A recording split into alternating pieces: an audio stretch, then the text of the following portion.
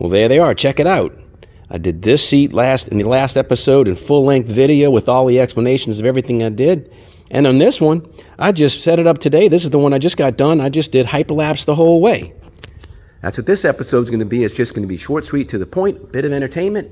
You get to see this thing from beginning to end, soup to nuts, all the padding, all the foam, all the burlap and jute, hog rings, the whole thing without interruption all the way until we get it complete. So we're going to start off with an explanation, but after that, it's off we go.